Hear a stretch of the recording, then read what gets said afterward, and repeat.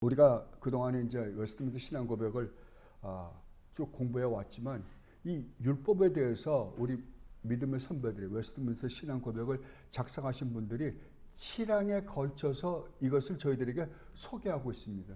그럼 왜 웨스트민스터 신앙 고백을 작성하신 우리 믿음의 선배들은 이 율법에 대해서 이렇게 방대한 이렇게 많은 양을 우리에게 할애해서 소개하고 있을까라고 생각해 보면 이 율법이 어떠하길래요?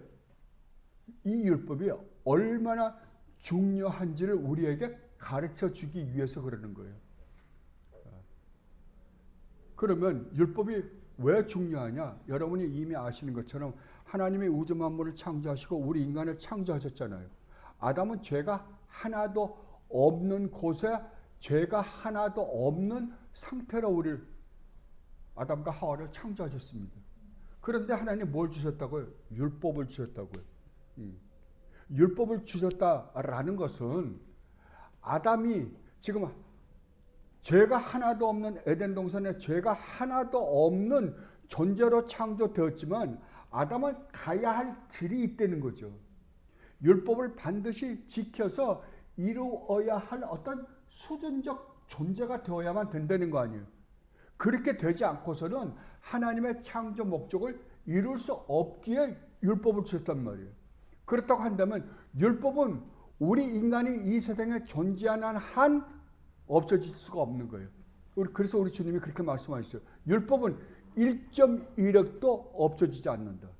언제 없어질까요? 예, 하나님 나라 가면 없어지겠죠. 우리가 영원히 하나님 앞에서 하나님과 함께 영원히 살 그 새하늘과 새 땅에서는 없어지지 여기서는 없어지지 않습니다. 엄밀한 의미에서 보면 그 나라에서도 율법이 없어지진 않아요. 없어지지는 않는데 우리가 그 율법을 온전히 순종할 수 있는 존재가 되기 때문에 율법이 의미가 없어진 것뿐이지 율법 자체가 없어지는 건 아니에요.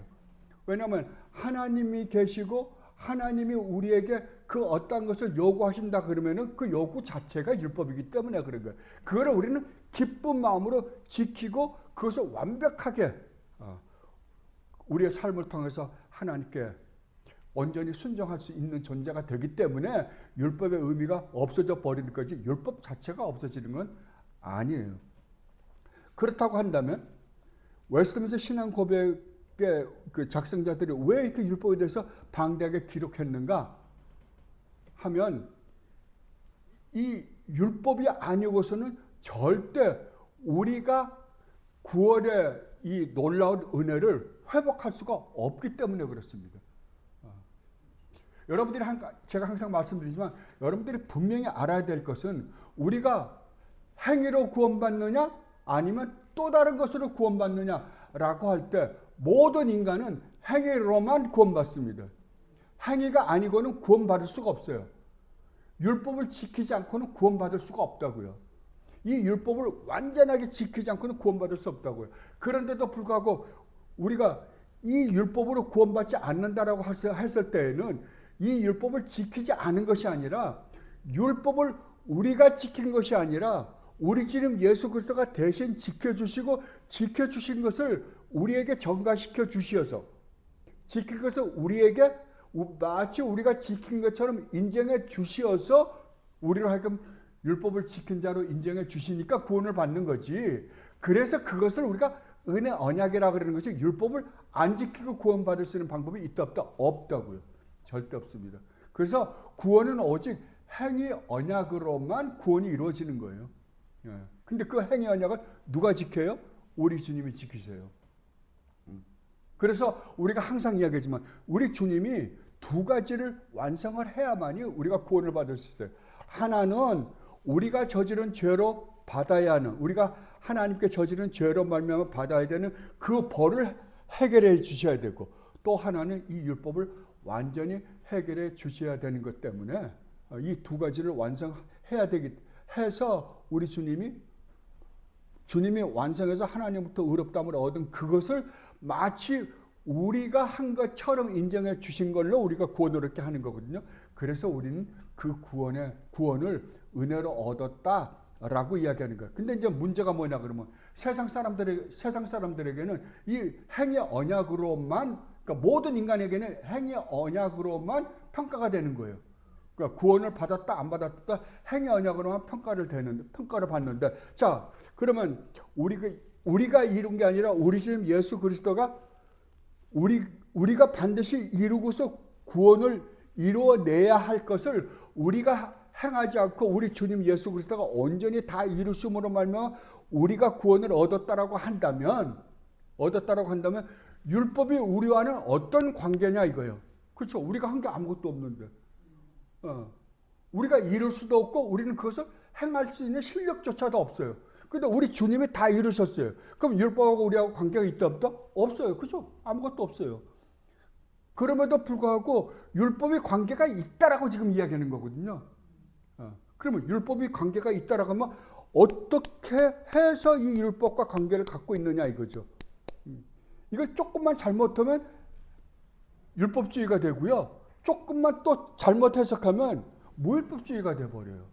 그럼 율법주의도 아니고 무율법주의도 아닌 율법이 우리와 어떤 관계를 가지고 있느냐, 이것에 대해서 고민을 많이 한 거예요. 웨스트민스터 신앙 고백이. 예수 그리스도로 말하면 율법이 온전히 이루어졌어요. 율법은 더 이상 우리를 정죄하지도 못하고 아무것도 못해요. 끝났잖아요. 그러면 나는 아무렇게나 살아도 나는 내가 얻은 구원은 나 때문이 아니라 우리 주님이 온전하게 이루신 그걸로 말미암아 내가 구원받는다. 난 다 이뤘잖아요. 그럼 나한테 율법이 아무 상관이 없어요. 그럼에도 불구하고 율법이 나한테 상관이 있다? 어떻게? 거기에 대한 설명이에요. 거기에 대해서 얼마나 고민을 했는지 몰라요. 율법주의에도 걸리지 않고 무율법주의도 걸리지 않은데 내가 행해야 되는 것. 이건 분명하게, 이것은 우리가 이걸 지켜야만 그 어떤 결과를 얻는 것은 절대 아니에요. 그런데 우리가 가만히 한번 생각해 보세요. 자, 우리가 하나님 앞에 어마어마한 죄를 지었어요. 무시무시한 죄를 지었어요. 우리는 다 이해 못해요. 그냥 하나님이 우리를 보는 관점과 우리가 하나님께 저지른 죄를 보는 관점은 완전히 달라요. 우리가 볼 때는 나 별거 아닌데, 이렇게 우리는 그 정도밖에는 인식이 안 되거든요. 왜냐하면 우리가 죄를 저지른 하나님이 어떠한 분인가를 우리가 온전히 이해하지 못하기 때문에 그래요. 정말 하나님이 얼마나 어마어마한 분인가를 우리가 알면 알수록 우리가 그 하나님께 저지른 죄가 아무리 별거 아닌 것 같은 죄라도 내가 저 엄청난 하나님께 이러한 죄를 졌다고 한다면, 와, 나는 정말 그 하나님으로부터 어마어마한 심판과 저주와 진노를 받는다 하더라도 우리는 할 말이 없겠네라고 인식을 할 거예요. 그러나 우리가 하나님을 그만큼 모른다니까요. 우리는 몰라요. 그러나 하나님의 입장에서 보면 하나님은 우리를 갈기갈기 찢어 죽여도 시원찮은 존재들이에요. 그죠? 하나님의 입장에서는. 그러니까 우리가 복음이라는 그거예요. 하나님을 얼만큼 아느냐에 따라서 내 죄의 무게를 알 뿐만 아니라 내 죄의 무게를 아는 만큼 그렇다면 내가 저 하나님께 저지른 이 죄는 내가 정말 그 저지른 죄로 말미암아 내가 받아야 될 그 진노, 저주, 심판은 무시무시하겠구나라는 걸 느낄 수 있을 거예요. 그죠? 그거를 우리가 올바로 인식하고, 그렇다고 한다면 나는 내가 저지른 죄로 말미암아 죄 때문에 하나님의 그 무서운 진노를 받을 수밖에 없어서 영원히 하나님으로부터 그 무서운 진노와 저주와 형벌을 받을 수밖에 없는데도 불구하고 하나님이 내가 저지른 그 죄를 용서해 주시기 위해서 하나님의 아들이신, 영원전부터 영원히 진짜 아들이신, 참 아들이신 성자 하나님이신 예수 그리스도를 인간의 몸으로 입혀서 보내시고 이 벌레만도 못한, 쓰레기만도 못한 인간들로 하여금 온갖 모욕과 멸시와 천대를 다 받으시게 한번 생각해 보세요. 하나님의 입장에서. 하나님이세요. 우주만을 창조하신 창조주 하나님이시라고요. 성자 하나님이. 예수 그리스도가 인간의 몸을 입고 오셨지만 그분이 하나님이시라니까. 우주만을 창조하신 하나님. 우리가 죄를 저지른 우리가 저지른 죄를 그대로 모욕과 멸시를 받으신 하나님이시라니까요. 그 하나님이 오셔서 아니 나를 대신해서 그 모든 율법을 지켜주시고 온갖 모욕과 멸시와 천대를 다 받으시고 십자가에서 그 몸을 갈갈이 찢기시기까지 하시고 나를 구원해서 나로 하여금 그 무시무시한 내가 저지른 죄로 말미암아 받아야 되는 그 무시무시한 저주를 받지 않게 해줬다는 것을 정말 우리가 실질적으로 인식하고 깨닫고 그걸 믿는다라고 한다면 우리 어떻게 하겠어요? 그 다음부터 어떻게 살겠냐고요. 그 다음부터 난 이제 구원받았으니까 내가 이제 마음대로 살자 이런다고요? 불가능이죠. 그럼 우리가 뭐라 그래요? 그런 생각을 가진 사람을 배은망덕한 놈이라고 그러죠. 그 말이 안 된단 말이에요. 그러면 그 은혜를 하나님의 그 무한한 사랑을 우리가 느꼈다라고 한다면 과거에 내가 이러한 잘못을 저질렀는데도 불구하고 그 엄청난 희생을 치르고 나에게 이러한 크신 은혜를 베풀었다고 한다면 이제부터 나는 내 주 예수 그리스도를 위해서 하나님을 위해서 목숨 다 바쳐 그분의 말씀에 순종하며 그분을 기쁘시게 해드리며 그분을 영화스럽게 해드리며 살자라고 생각할 거 아니에요. 그러면 실제 그렇게 살려고 하면 그러면 내가 어떻게 살아야 되지? 어떻게 하는 게 그분을 기쁘게 해드리기만 어떻게 사는 것이 그분을 영화롭게 해드리며 사는 삶이지? 라고 생각하면 이제 그 다음부터 우리가 거기에 대해서 어떻게 하면 주님을 기쁘시게 해드리고 어떻게 하면 주님의 영광을 드러내며 살까를 생각하려면 그 다음부터는 좀 디테일하게 복잡할 거 아니에요. 그것을 우리에게 잘 가르쳐주는 게 뭐냐 그러면 율법이에요. 그죠? 그게 율법이에요. 율법을 볼 때 하나님이 이렇게 해드리면 기뻐하고 이렇게 할 때 기뻐하지 않고 이렇게 할 때 하나님이 네가 나를 영화롭게 했다라고 하고 이렇게 할 때 네가 나를 욕되게 했다라고 하는 걸 보면서 그러면 이렇게 하면 되겠구나 라고 아는 거 아니에요. 그러니까 이 율법이 구원받은 우리에게도 필요한 이유는 바로 그것 때문에 필요하다라고 설명하려고 그러는 거예요. 지금 알겠습니까? 그러니까 이거는 율법주의도 아니고 무율법주의도 아니에요. 그죠?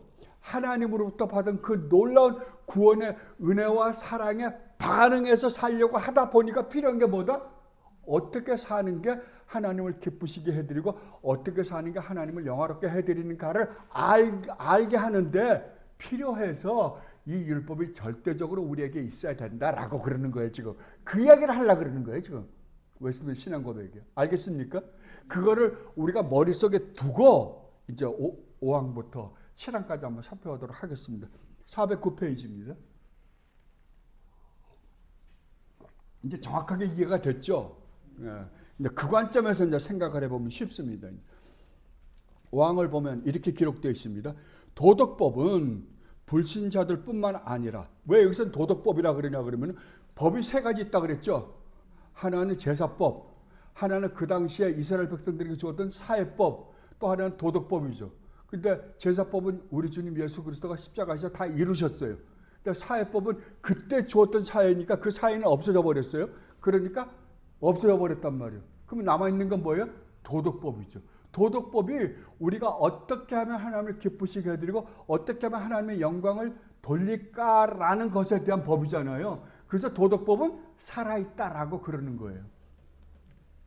도덕법은 불신자들 뿐만 아니라 의롭다함을 받은 사람들을 포함해서 모든 사람들에게 영원토록 구속력이 있으므로 해서 그것에 복종케 한다. 그리고 그 법안에 포함되어 있는 내용에 관해서 뿐만 아니라 그것을 주신 창조주 하나님의 권위 때문에 복종해야 하는 것이다. 또한 그리스도께서는 복음으로 도덕법의 이 같은 의무를 결코 폐하지 않고 오히려 더욱 강화시키신다. 자, 이걸 세 가지로 나눠서 생각해 보면요. 첫 번째는 이렇습니다. 도덕법은 불신자들 뿐만 아니라 의롭다함을 받은 사람들을 포함해서 모든 사람들에게 영원토록 구속력이 있음으로 해서 그것에 복종케 한다. 그러니까 이 도덕법은 주님을 믿는 사람이나 구원받은 사람이나 구원받지 않은 사람들에게 다 적용이 된다라고 그러는 거예요. 자, 그러면 구원받지 않은 사람에게 이 도덕법은 왜 적용이 될까요? 왜냐하면 그들이 하나님의 심판대 앞에 섰을 때 그들을 심판하는 심판의 기준이 뭐가 되니까요? 이 도덕법이 되니까요. 그러니까 그들에게는 영원히 없어지지 않는 법이에요. 그러나 우리 성도들에게는 어떻다고요? 우리 성도들에게는 우리가 하나님을 기쁘시게 해드리는데 어떻게 해야 기쁘시게 해드릴까에 대한 설명이기 때문에 이 도덕법이 우리에게도 필요하다라고 이야기하는 거예요. 그리고 두 번째 문장에서는 이렇습니다. 그리고 그 법안에 포함되어 있는 내용에 관해서 뿐만 아니라 그것을 주신 창조주 하나님의 권위 때문에 복종해야 하는 것이다. 자, 그럼 우리가 왜 복종해야 되냐? 한번 생각해 보세요. 하나님이 그러니까 우주 만물을 창조하고 우리 인간을 하나님의 형상대로 창조하셨어요. 그러니까 하나님이 우리에게 그 어떠한 복을 주시고자 했든지 주시지 않기로 했든지 상관없이 하나님의 말씀은 절대적이에요. 그죠? 왜냐면 하나님은 창조주시고 우리는 피조물이기 때문에 하나님은 어떤 조건을 내걸지 않고 하나님이 에덴 동산에서 아담에게 그러니까 아담에게 이 율법을 말씀하셨을 때는 조건을 내걸었거든요. 네가 이것을 먹는 날에는 반드시 죽을 것이다. 그냥 먹지 않는다면 너는 이러이러한 축복을 받을 것이다 라는 게 전제되어 있는 거잖아요. 그러면 이걸 없애버렸다고 치자고요. 없애버리고 하나님이 아브라함에게 야 아담아 너는 동산에 있는 모든 나무의 열매를 다 먹되 동산 중앙에 있는 나무의 열매는 먹지 마. 이랬다고 한번 쳐보자고요. 조건은 없었어요. 그렇게 말씀했다고 치더라도 우리 인간은 하나님이 절대적 창조주여 주권자이시기 때문에 피조물인 우리는 그 하나님의 말씀에 절대적으로 복종해야만 하는 존재들이에요. 해도 되고 안 해도 되는 존재가 아니라 하나님이시라면 우주만물을 창조하신 창조주 하나님이여 우리가 피조물이라고 한다면 우리 피조물은 언제든지 하나님의 말씀에 전적으로 복종해야만 하는 존재들이라고요. 예. 여러분들이 정말로 하나님을 믿고 하나님의 존재를 인식한다고 한다면 이유가 없어요. 예. 이유가 없다고요. 근데 사람들은 뭐라 그래요? 왜 하나님이 나를 이렇게 만드셨습니까? 하나님이 그 에스겔서나 예레미야서나 그 다음에 나중에 바울 서신서 같은 데 와서 사도 바울이 이야기하죠. 에스겔서나 예레미야서 보면 토기장의 비유를 듭니다. 토기장이가 진흙을 가지고 그릇을 만들어요. 만들어서 이렇게 보니까 별별이 없어요. 어떻게 해요? 찌그러뜨려 버려요. 버려버려요. 깨뜨려 버려요. 그리고 또 만들어요. 자기 마음에 들 때까지 만들어요. 그러면 진흙이 왜 나는 이렇게 싸구려 그릇을 만들고 쟤는 저렇게 아주 아름다운 그릇을 만들었습니까? 라고 할 수 있다 없다? 없다고요. 그건 토기장의 마음이라고요. 토기장의 마음. 근데 우리는 그렇게 안 하잖아요. 하나님 왜 나를 이렇게 만드셨습니까? 라고 이야기했는데 그거는 말이 안 된다라고 그런 거. 그건 하나님이 누구이신지 너희는 올바로 인식하고 있지 못하다. 그럼 주체가 누구예요? 나잖아요. 나. 하나님이 아니라. 그래서 안 된다라고 그런 거예요. 그러니까 하나님이 너 이렇게 해. 그랬으면 우리는 믿는 자나 믿지 않는 자나 이 세상에 피조된 모든 피조물들은 하나님의 말씀에 절대적으로 복종해야만 하는 존재들이다라고 지금 꽉 못을 박아버리는 거예요. 여러분 이건 분명히 여러분들이 인식해야 됩니다. 그래 안 하면 여러분 하나님을 믿으시는 분이 아닙니다. 하나님만이 절대적 주권을 가지고 계신 분이세요. 그러니까 우리가 하나님이 절대적 주권을 가지신 분이라고 한다면 우리는 무조건 복종해야만 해요. 그런데 하나님은 그냥 무조건 복종케 하시는 게 아니라 야 네가 복종하면 내가 이 축복을 줄게 라고까지 이야기하신 분이에요. 하나님은 그 축복을 줘야만 되는 어떤 빚을 진 건 아니다라는 거죠. 그리고 세 번째로요. 이렇게 이야기합니다. 그러니까 우리 믿음의 선배들이 뭐 하나하나를 우리한테 설명해 줄 때 얼마나 성경을 가지고 세심하게 생각해보고 고민해보고 우리에게 전해주는지를 우리는 발견할 수 있어요. 그 세 번째로 또한 그리스도께서는 복음으로 도덕법의 이 같은 의무를 결코 폐하지 않고 오히려 더욱 강화시키신다. 이 말은 첫째 뭐냐 그러면 우리 주님이 이 땅에 오신 것은 왜 오셨어요? 우리의 죄 문제를 해결할 뿐만 아니라 이 율법 문제를 해결하러 오셨어요. 이 율법 문제는 우리가 해결해야 되는 건데도 불구하고 우리는 이 율법 문제를 해결할 수 있는 실력이 우리에게는 전혀 없어요. 그래서 우리는 전적으로 타락했고 전적으로 무능한 존재들이에요. 우리 구원을 위해서 우리가 할 수 있는 일은 아무것도 없어요. 그 일을 우리 주님이 하러 오신 분이다 이 이야기예요. 그리고 우리 주님이 이루셨다. 그래서 우리 주님은 이 율법을 이루셨을 뿐만 아니라 또한 우리로 하여금 그 은혜와 사랑에 반응해서 이 율법을 지키게 하심으로 말미암아 율법을 더 어떻게 했다고요? 율법을 온전하게 굳건하게 하셨다고요. 왜냐하면 이 주님이 우리에게 베푸신 그 놀라운 구원의 은혜와 사랑이 우리로 하여금 이렇게 살지 않고는 견딜 수 없게 만들어주기 때문이에요.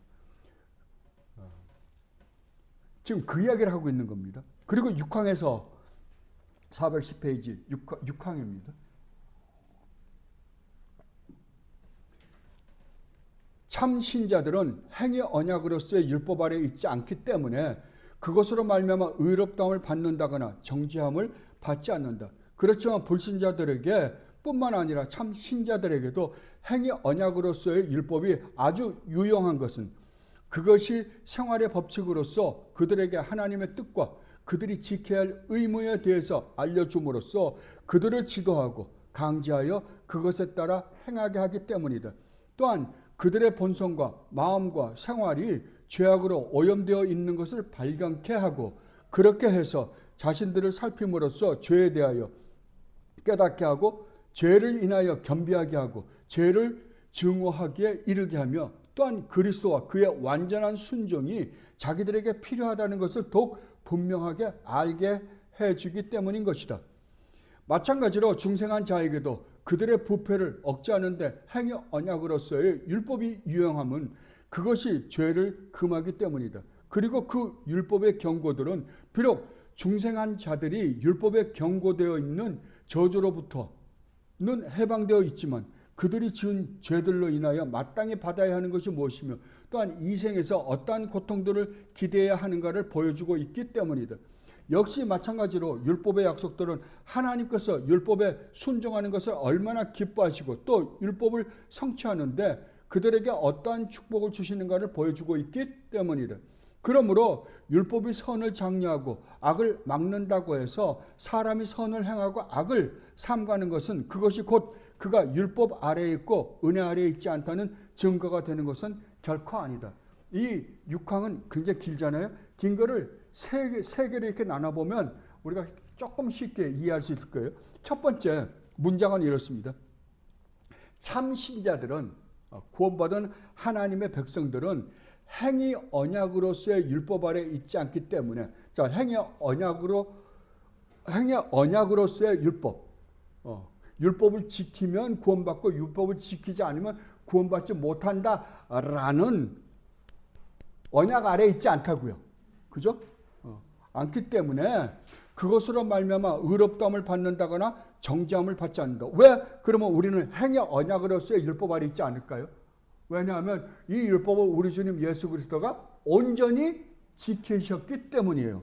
그렇기 때문에 우리는 더 이상 우리 주님이 온전히 율법을 이룬 것을 우리가 마치 이룬 것처럼 인정해 주셨기 때문에 우리는 이 율법으로 정죄함을 받는다 안 받는다?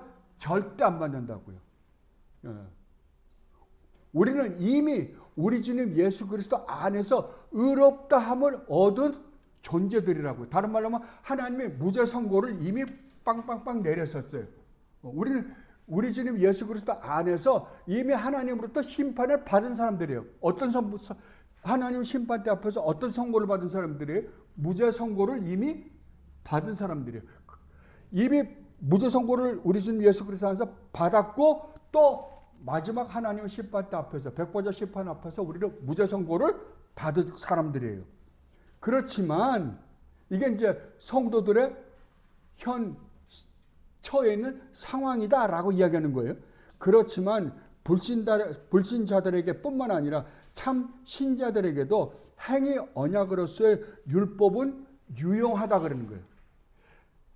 그러니까 행위 언약으로서 율법을 지킴으로 말미암아 내가 구원을 받느냐 구원을 받지 못하느냐에 따라서 구원을 받지 못하는지에 따라서 내가 의롭다함을 얻느냐 정죄를 받느냐는 이미 우리는 벗어났지만 벗어났고 또 주님을 알지 못한 사람은 거기서 벗어나지 못했다 하더라도 구원받은 사람이나 구원받지 않은 사람이나 어떻게 되었든지 간에 이 율법은 우리에게 현재까지도 유용한 것이다 라고 이야기하는 거예요. 전제를 깔아놓는 거예요. 그러면 왜 유용한 것인가에 대한 설명을 그 다음에 긴 문장을 통해서 이야기해요. 411페이지 그 B를 보면요. 이렇게 기록되어 있습니다. 그것이 생활의 법칙으로서 그들에게 하나님의 뜻과 그들이 지켜야 할 의무에 대하여 알려줌으로써 그들을 지도하고 강제하여 그것에 따라 행하게 하기 때문이다.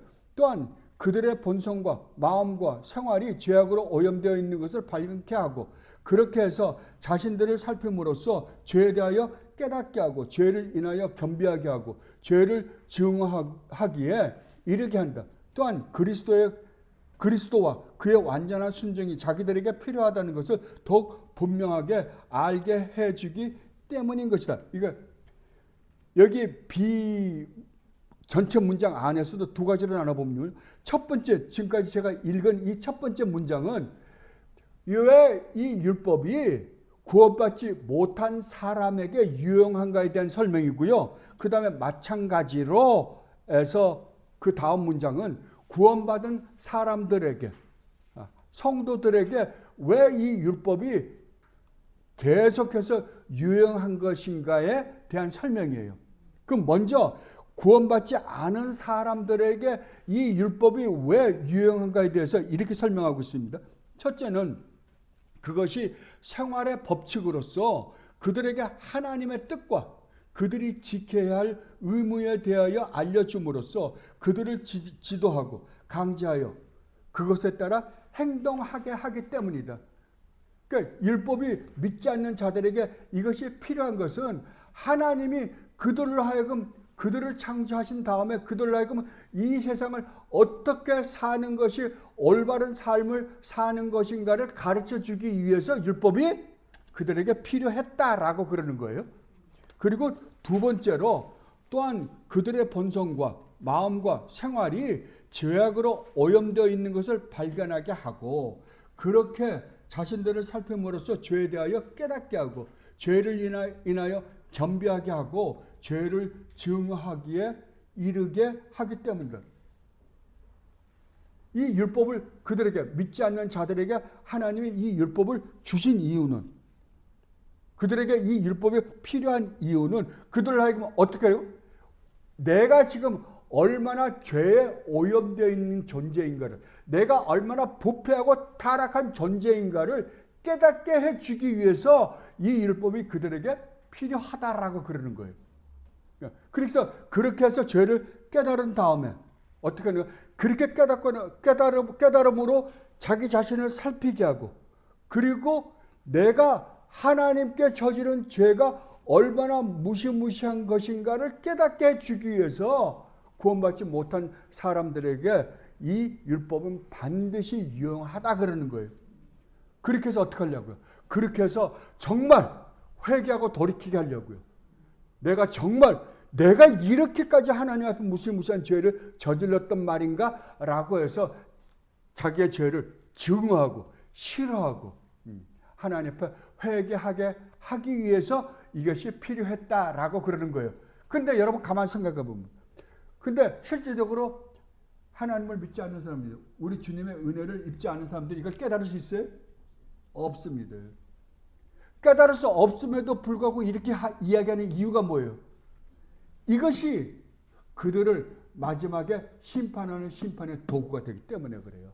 분명히 하나님은 이 율법을 주심으로 말미암아 죄를 깨닫고 내가 얼마나 하나님 앞에 무서운 죄를 저질렀는지를 깨닫게 하고 그것을 증오하고 싫어하게 해서 회개하고 하나님 앞에 무릎을 꿇게 하려고 했는데 안 받아들인 사람들 누구다? 인간이라고요. 인간이요. 여기서 여러분 굉장히 중요한 요점이 하나 있습니다. 성경은요, 두 가지 관점에서 우리에게 가르쳐줘요. 구원받은 하나님과 하나님의 백성과 구원받지 않은 하나님의 백성들을 대할 때 언어가 달라요. 자, 그러니까 상황은 똑같아요. 이 세상의 모든 인간은 아담의 후손을 타락한 하나님의 말씀에 불순종함으로 말미암아 타락한 하나님의 백성들. 여러분 원죄가 뭔지 아십니까? 원죄는 아담이 처음에 저지른 죄를 원죄라 그러지 않습니다. 잘못하면 우리는 아담이 처음에 저지른 죄를 원죄라고 자꾸만 생각을 해요. 아니에요. 아담이 저지른 죄로 말미암아 하나님 말씀 불순종함으로 말미암아 아담이 저지른 죄로 말미암아 처해진 아담의 상태. 아담의 상태가 뭐예요? 죄인이잖아요. 죄인으로 전락해 버렸잖아요. 그 전락해 있는 상태, 그 죄인의 상태를 원죄라 그러는 거예요. 그러니까 상태예요. 신학적으로 보면 상태예요. 그래서 아담이 타락함으로 보면 죄인이 됐어요. 그러면 죄인이 된 아담의 후손으로 태어난 모든 인간은 뭘까요? 죄인이에요. 그래서 죄인이에요. 그래서 죄인으로 태어난 모든 인간은 어떻게 된 상태다? 허물과 죄로 죽어 있는 상태예요. 자, 허물과 죄로 죽어 있는 상태에서 하나님이 이 율법을 우리에게 말씀을 준다고 치자고요. 그러면 이 율법을 가지고 정말 자기의 죄를 들여다보고 자기를 살피고 내가 하나님 앞에 이런 짓을 하며 살았단 말인가? 라고 깨닫고 증오하고 회개하고 돌이킬 자가 있다 없다? 아무도 없어요. 아무도 없어요. 그러면 이건 의미가 없잖아요, 지금. 여기서 웨스트민스터 신앙법에서 이야기하는 건 의미가 없어요. 그죠? 그럼 우리가 그 죄를 저질렀지만 그 죄를 깨달을 수 있는 실력이 우리에게 없기 때문에 그래요. 그런데 하나님 뭐라 그러면 구원받은 하나님 백성, 은혜를 베푼 자들에게는 은혜를 베푼 자들은 이건 깨닫고 돌아올 거 아니에요. 그죠? 근데 하나님께서 그들에게는 뭐라고 하면 내가 너에게 은혜를 베풀어서 허물과 죄로 죽었던 너를 살리고 성령 하나님을 보내서 너로 하여금 하나님 말씀을 듣게 하고 깨닫게 하고 믿게 함으로 말미암아 네가 깨달아서 네가 회개하고 돌아왔다라고 이야기해요. 근데 믿지 않는 사람들에게는 하나님의 복음을 분명히 하나님의 율법을 선포할 때에는 하나님은 이런 의도를 가지고 선포하셨어요. 근데 이 사람들이 깨닫지 못한 거 아니에요. 왜 깨닫지 못했어요? 왜냐하면 이미 타락해서 죄인이 된 자기가 죄를 저지르고 있지만 자기 죄가 무엇인지조차 인식하지 못하고 있는 상황에 처해 있는 사람들이에요. 내가 너희들에게 이걸 깨닫게 해주고 율법을 주었지만 네가 깨닫지 못했다 그러는 거예요. 왜? 인간이 잘못이니까요. 그래서 인간의 책임과 하나님의 은혜를 구분해서 설명을 해요. 구분해서 설명한다고. 이걸 분명히 아셔야 돼요. 그러니까 하나님은 분명히 이야기했어요. 이런 의도로 말씀을 하셨는데 율법을 주셨는데 깨닫지 못한 건 누가 깨닫지 못한 거예요? 인간이 깨닫지 못한 거죠. 그러니까 너는 심판의 대상이다라고 그러는 거예요. 그때 우리는 하나님의 우리에게는 은혜를 베풀지 않아서 우리는 깨닫지 못했는데 변명이 된다 안 된다? 변명할 수가 없다 그러는 거예요. 그거는. 그래서 세 번째로 이렇게 얘기합니다. 또한 그리스도와 그의 완전한 순종이 자기들에게 필요하다는 것을 더욱 분명하게 알게 해주기 때문이다. 이거 어떤 면에서는 이거 말이 안 되는 것들이에요. 그죠? 말이 안 되는 것들이지만 그렇게 해서 우리 주님 예수 그리스도까지 보내서 회개하라. 예수 그리스도를 믿으면 구원을 얻는다라고 말했는데도 불구하고 그들이 믿지 않았다고 한다면 그 책임은 너에게 있는 거지, 내가 너희에게 가르쳐주지 않았기 때문에 너희가 구원을 받지 못했다는 이야기는 이제 변명으로 할 수가 없는 것이다 이야기예요. 그래서 하나님이 믿지 않는 자들에게도 계속해서 율법을 가르쳐주고요, 계속해서 복음을 전파하는 이유는 그들이 마지막 하나님의 심판 앞에서 변명하지 못하게 하기 위해서 지금 이 이야기를 하고 있다라고 이야기하는 거예요. 그리고 그 다음에, 그렇다면 거듭난 하나님의 백성들, 하나님의 은혜로 구원을 받은 하나님의 백성들에게 이 율법은 어떻게 유용한 것인가에 대한 설명이에요. 4번부터는요. 마찬가지로, 그러니까 아까 그 믿지 않는 자들에게 이 율법을 주었던 것과 마찬가지로 중생한 자에게도, 중생한 자는 성도들이잖아요. 구원받은 하나님의 백성들. 중생한 자에게도 그들의 부패를 억제하는데 행위 언약으로서의 율법이 유용함은 그것이 죄를 금하기 때문이다. 자, 이 말은 무슨 말인가요? 우리가 구원을 받았어요. 하나님 앞에 의롭다함을 얻었어요. 우리 구원은 끝났어요.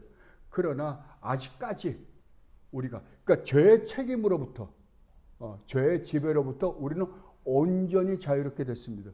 그러나 우리는 여전히 죄를 짓고 있는 죄인들이에요. 죄의 오염으로부터 우리는 완전한 상태가 아니라고요. 죄의 오염으로부터도 완전한 상태가 되려면 우리가, 우리의 영혼이 육신과 분리되는 그 순간 우리는 온전히 우리의 영혼이 자유롭게 될 거예요. 그러나 그전에는 아니라고요. 그러니까 계속해서 하나님은 우리에게 율법을, 구원받은 하나님의 백성에도 가르쳐 주는 것은 정말 내 안에 도사리고 있는 죄가 얼마나 무시무시한 것이 내 안에 도사리고 있는지를 깨닫게 해주기 위해서요. 깨닫기 위해서요. 그래서 어떻게 하려고요? 나한테 따닥따닥 붙어있는 이 더러운 죄덩어리들을 자꾸만 주님의 말씀으로, 주님의 은혜로 치워서 거룩하고 점도 없고 흠도 없고 티나 주름 잡힐 것이 없는 하나님의 그 아름다운 성품을 온전히 닮은 자들로 만들기 위해서요. 하나님의 우리를 구원하신 1차적인 목적은요, 우리의 거룩입니다. 거룩이요. 우리는 비록 구원은 받았지만 우리는 온전히 거룩해진 사람이 아니에요. 이 육신을 가지고 이 땅에 사는 동안은 완전할 수가 없어요.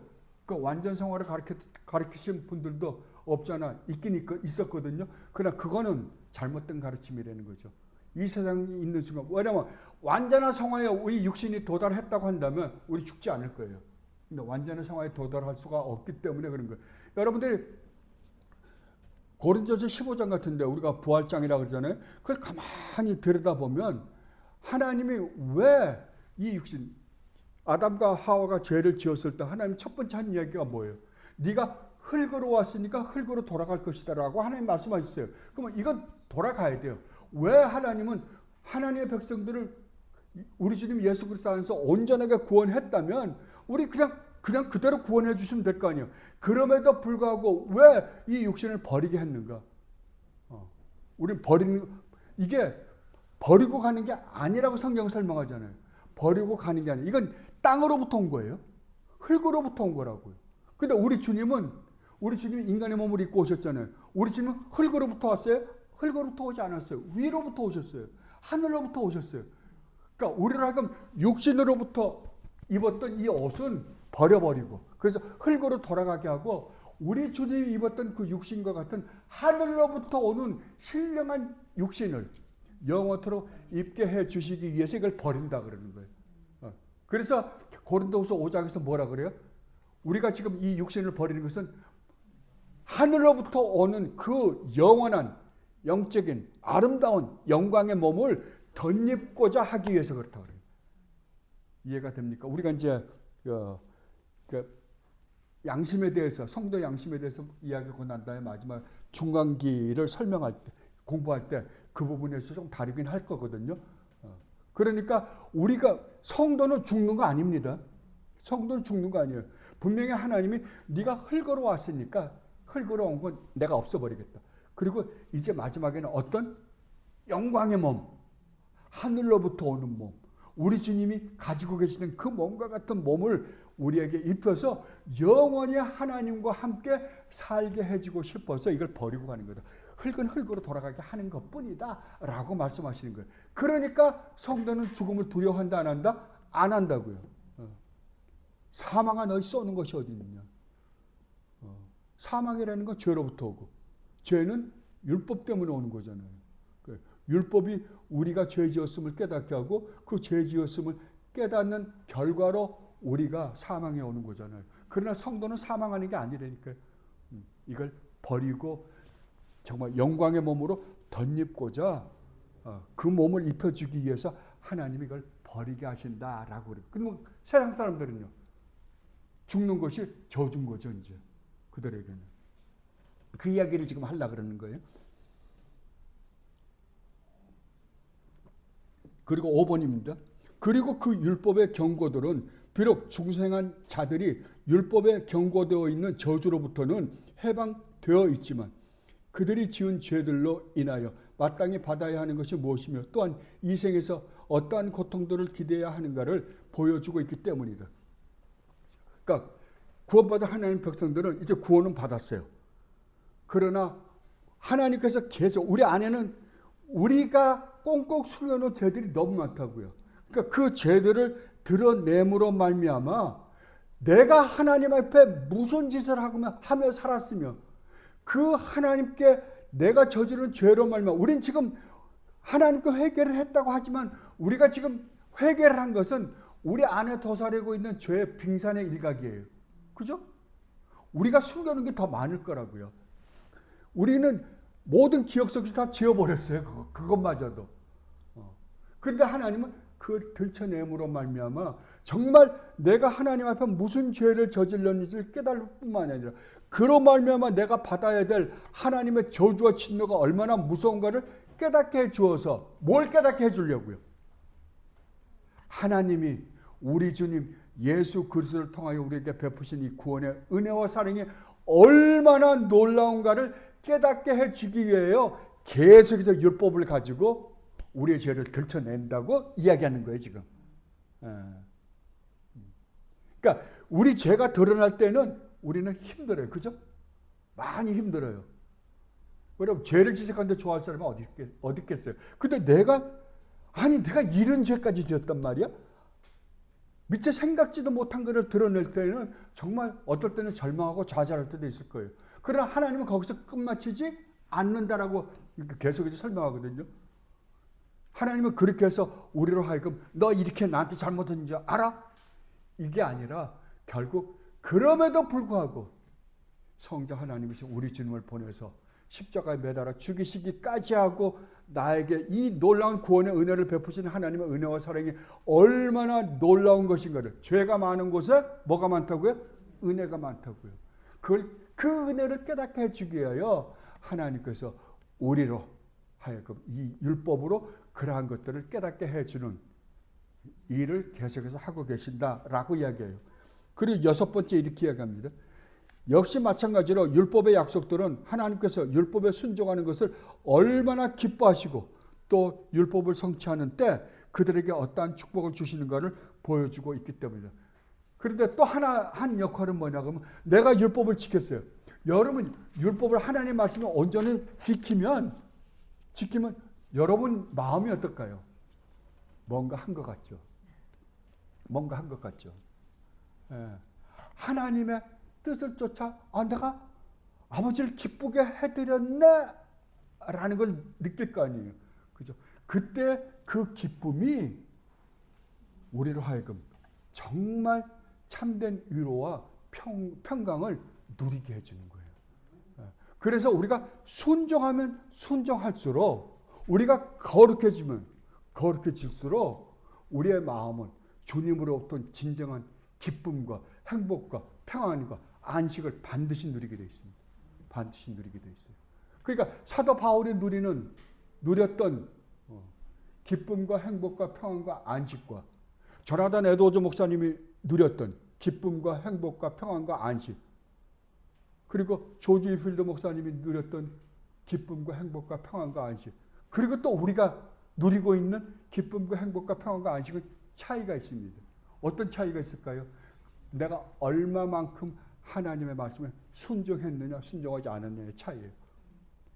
저는 옛날에 그런 얘기 들었어요. 한성룡 목사님이 그 말씀을 하시더라고요. 메리트 클라인 교수가 돌아가셨을 때 그 사모님이 그 이야기를 했다고 그 한성룡 목사님이 저한테 그 말씀을 해주시더라고요. 우리 메리트 클라인은 천국에서 살다가 천국에 갔다고. 여러분 한번 생각해 보세요. 만약에 제가 오늘 죽었다고 치자고요. 우리 집사람이 우리 신 목사는 천국에 살다가 천국에서 죽었다 그럴까요? 아닐 거예요. 저 지질이 하나님 말씀에도 순종 안 하더니 그냥 해보려고 노력은 했는데, 근데 사모님이 그걸 그렇게 말씀하셨다면 사람은 참 그거 가장 우리가 믿음을 인정받기 힘든 사람이 누구냐 그러면 집사람이요, 식구들이에요. 그죠? 근데 사모님으로부터 그러한 인정을 받았다고 한다면 얼마나 정말 하나님 앞에 신실하게 살았는가. 그렇잖아요. 근데 신실하게 사는 것은, 우리가 신실하게 살면 살수록 유익은 자신이에요. 자신이에요. 그게 우리의 참된 위로잖아요. 이 세상으로부터 우리가, 그러니까 여러분이 지금까지 살아왔던 여러분의 삶을 가만히 한번 들여다보세요. 40년, 50년, 60년, 70년, 80년 사는 거 가만히 들여다보세요. 정말 우리가 기쁘고 즐겁고 행복하고 정말 참된 위로와 평안을 누렸던 게 몇 번이나 돼요? 저는 없더라고요. 이거 걱정 끝나면 또 이 걱정 끝나면 또 딴 거, 끊임이 없어요. 근데 주님 안에서 누리는 기쁨과 행복과 평안과 안식은 다르다고요. 오늘 우리 평안에 대해서 공부했습니다. 자, 그러면 여러분이 성경에서 어떤 단어가 하나 나오면 그 단어를 우리는 어디에서 해석하라? 성경은 성경으로만 해석하라요. 그러면 평안이다. 우리 주님이 나의 평안을 너희에게 준다. 평안을 빌라 그러잖아요. 근데 평안은 빌어야 되는 거예요? 빌으라 그랬어야 돼요. 그러니까 빌어요. 그러면 평안이 무엇인지 알아야지 내가 빌 거 아니에요. 근데 주님 뭐라면 이 평안은 나의 평안이라 그러는 거예요. 주님은 이 평안을 누렸다는 거 아니에요. 주님은 누리셨고 또 주님이 우리에게 이걸 줄 평안이라 그러는 거 아니에요. 그럼 주님이 누리시고 주님이 우리에게 주시는 그 평안을 우리로 하여금 빌라 그러는 거 아니에요. 그럼 그 평안이 뭐냐고요. 이 평안에 대해서 성경은 얼마나 잘 설명해 주고 있는지 몰라요. 여러분이 사사기에 보면 기드온 사건이 나옵니다.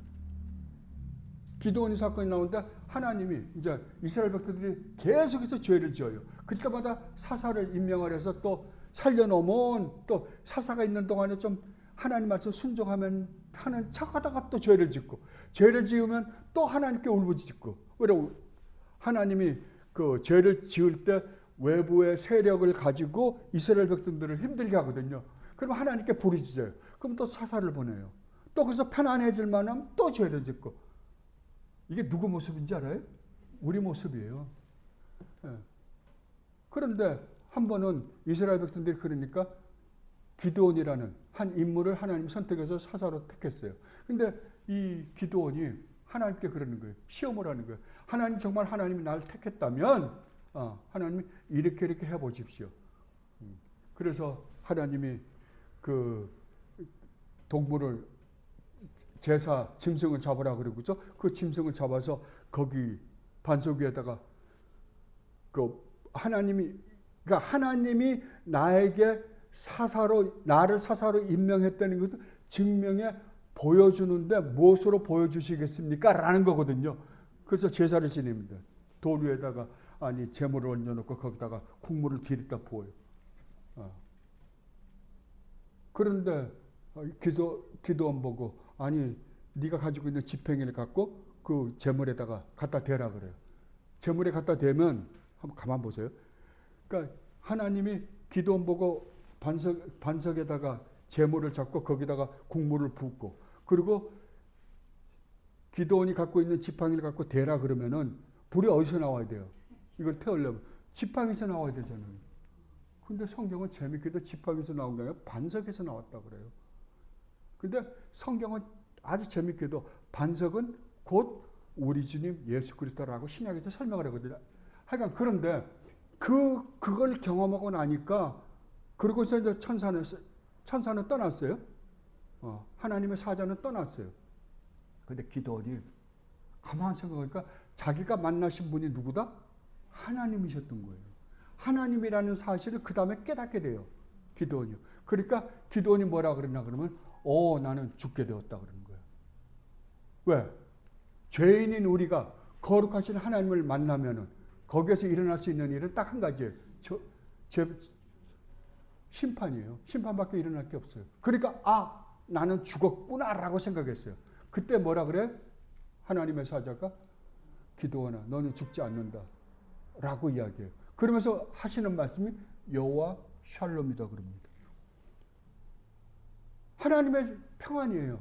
자, 그러면은 샬롬이란 말, 평안이란 단어는 어떤 의미로 사용됐냐 그러면 죄인인 우리가 거룩한 하나님을 만나면 우리는 하나님의 저주와 심판을 받아 죽어 마땅해요. 그런데도 불구하고 반드시 거룩하신 하나님을 죄인인 우리가 만나면 죽어야 되는데도 불구하고 하나님을 만났는데, 죄인이 거룩하신 하나님을 만났는데도 불구하고 죽지 않는 것을 뭐라 그런다? 성경은 평안이다 그런다고요. 평안이다 그런다고요. 이 평안을 구하라 그러는 거죠. 빌어라. 근데 이 평안은 누구만 줄 수 있는 거예요? 우리 주님 예수 그리스도로만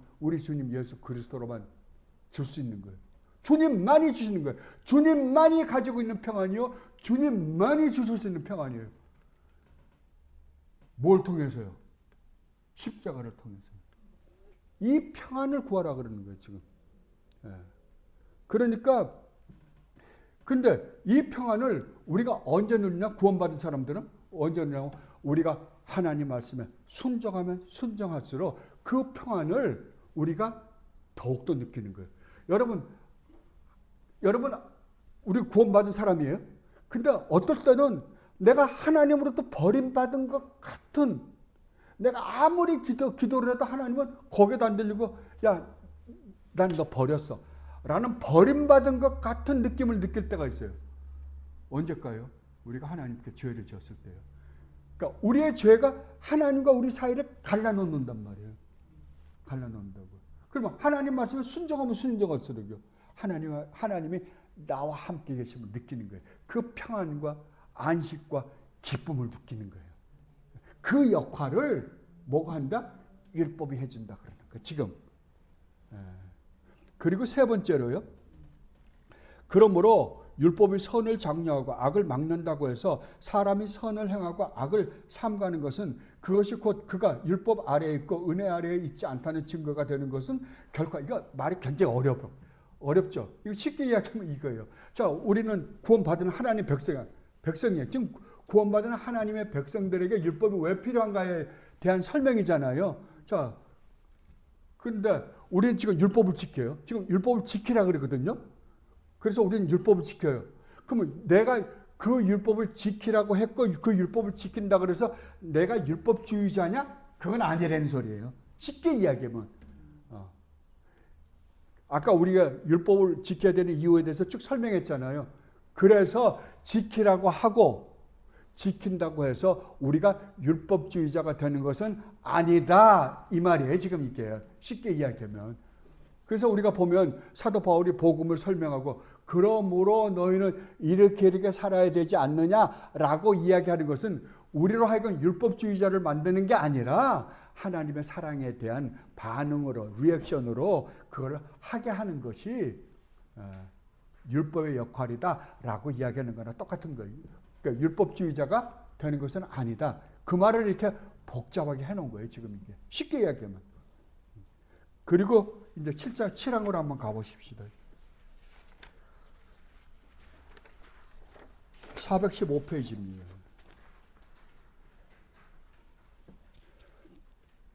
앞서 언급한 율법의 용도는 아까 믿지 않는 사람과 믿는 사람에 대해서 다 자세하게 설명해 주셨잖아요. 은혜와 상충되는 것이 아니라 오히려 잘 조화된다.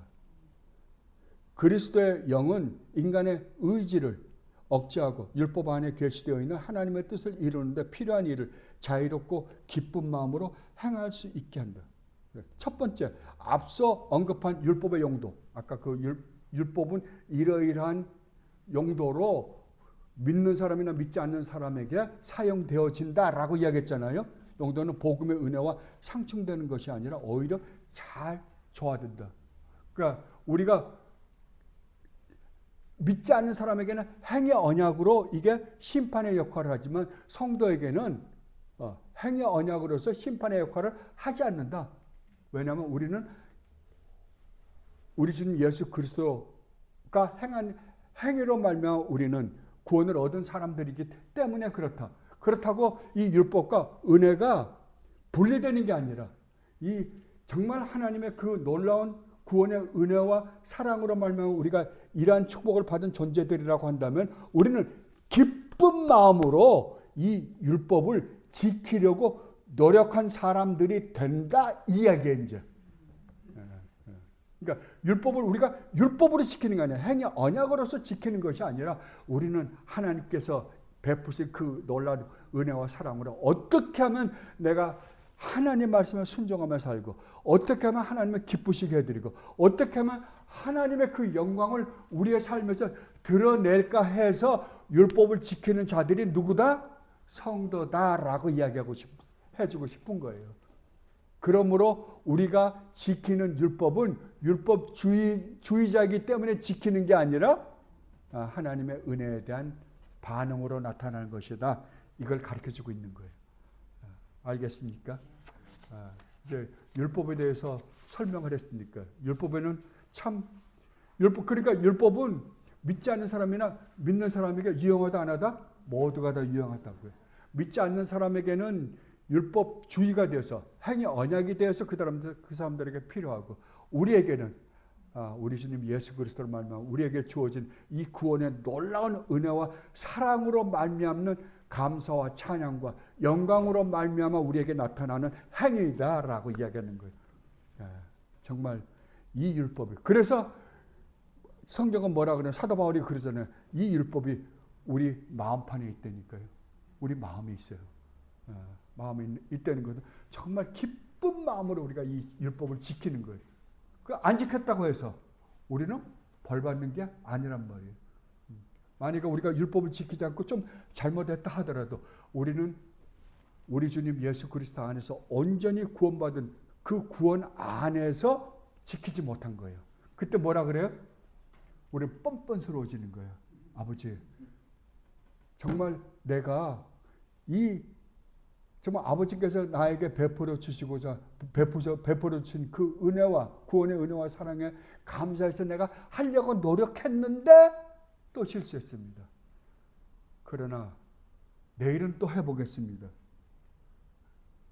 그리고 또 하는 사람을 누구라 그런다? 성도라 그런다고요. 거기에는 죄책감이나 죄에 대해서 하나님으로 어떤 벌을 받을까 봐 무서워서 하는 행위는 아무것도 없습니다. 아무것도 없습니다. 우리 애들이 그러잖아요. 잘못하면 아빠가 무섭죠. 근데 아빠한테 혼날까 봐 하다가도 얼른 울고 가서 아빠 다리에 붙들면 엄마 팔 붙들면 그냥 이 녀석이 그러다가 그냥 봐주잖아요. 안아주잖아요. 우리 하나님이 딱 그러세요. 아빠, 내가 그렇게 안 해보려고 노력한 거 아빠 아시잖아요. 아빠를 기쁘시게 해드리고 싶은데 또 잘못해 유리창 깼어요. 애들하고 놀다가 유리창을 깼네요. 미안합니다. 잘못했습니다. 그러나 또 내일 또 그렇게 살아볼게요. 아빠를 기쁘시게 해드리도록 노력해 볼게요. 이것이 성도의 기도입니다. 이것을 지금 우리에게 가르쳐주고 있는 거거든요. 정말 이 율법을 온전히 이해하고 정말 하나님께서 우리에게 베푸신 그 놀라운 은혜와 사랑의 삶을 어떻게 사는지를 깨닫게 하기 위하여 여러분들이 열심히 율법을 공부해야 될 거예요. 그래서 정말 주님을 기쁘시게 해드리며 사는 여러분들이 되시기를 진심으로 바랍니다. 기도하겠습니다. 주님, 그렇습니다.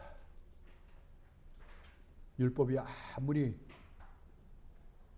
무섭다 하더라도 우리 주님 예수 그리스도 안에서는 이것이 정말 저희들의 기쁨이요 행복이요 위로가 된다는 사실을 다시 한번 일깨워 주시니 진심으로 감사드립니다.